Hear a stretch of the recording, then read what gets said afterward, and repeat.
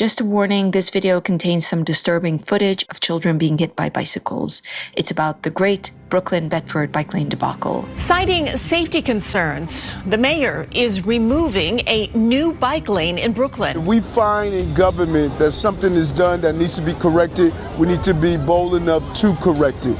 I think that there is a culture clash happening. Intrinsically, there is kind of an opposition between, I think, the two communities. Other people live here who need to use the road. It's endangering our children going on and off from the buses. As a child gets off the school bus, we're pausing the video before he was hit by a cyclist trying to get to the curb. So never put your kid in a place where you jeopardize its future or you jeopardize its life. So it's a problem.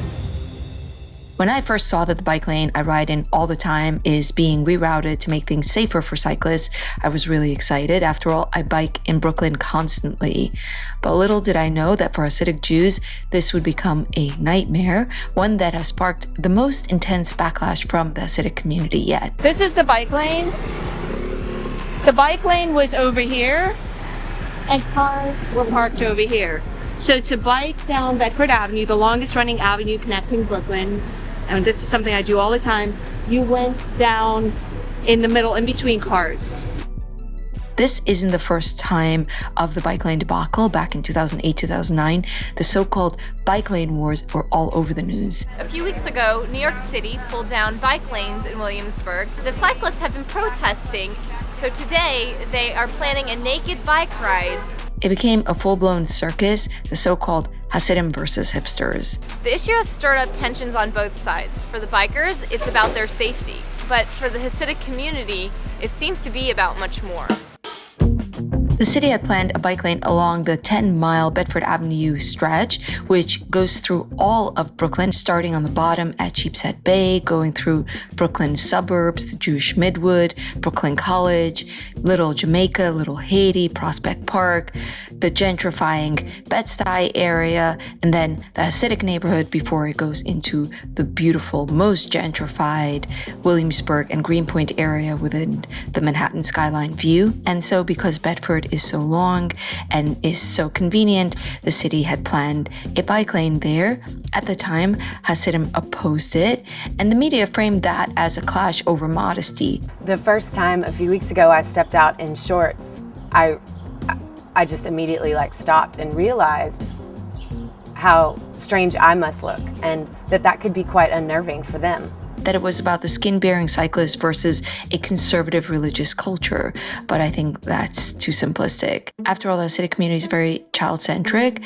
where nearly half the population are minors, and it's not built around bike culture, it's built around minivans. So the community pushed back hard then, and eventually the city rerouted the bike lane for 10 blocks, sending it along Kent Avenue instead of on Bedford. So this is all old Hasidic Williamsburg, real center of life. And as you can see, there's no bike lane here. There, we can see from here, there's Kent Avenue, and that's where the bike lane has been moved over. Fast forward to now, there's a new crisis. This is video right here on your screen where safety concerns and community protests have been ongoing. The controversy over the bike lane began after several incidents where cyclists struck children, including one case that made headlines when a child was hit by a bike.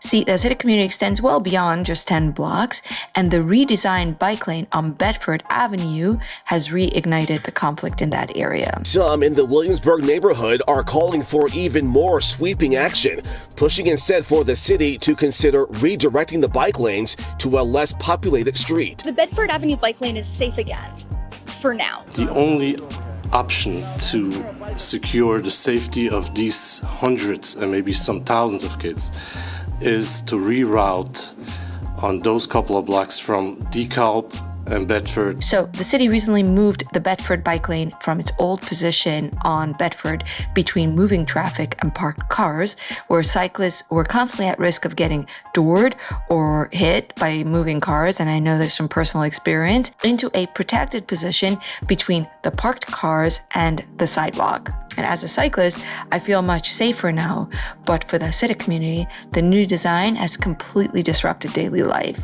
Here's why. In this neighborhood, a key feature of urban life is that the children are bused to school 6 days a week, so mothers don't have to walk them.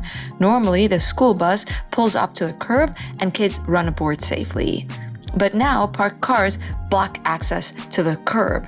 This means that children have to cross the bike lane through the parked cars to reach the bus. This has already led to a number of serious accidents between cyclists and children, and to community calls for the city to re-engineer the bike lane once again.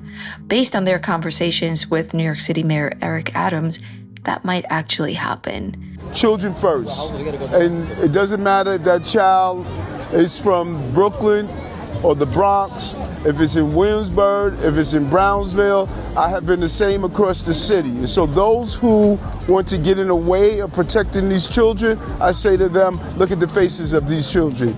To me, this whole saga highlights how much urban planning is really about understanding who lives in a place and what their daily life looks like. You can't just drop a design that works somewhere else and assume it'll work here, and it's why understanding specific cultures is so valuable and important.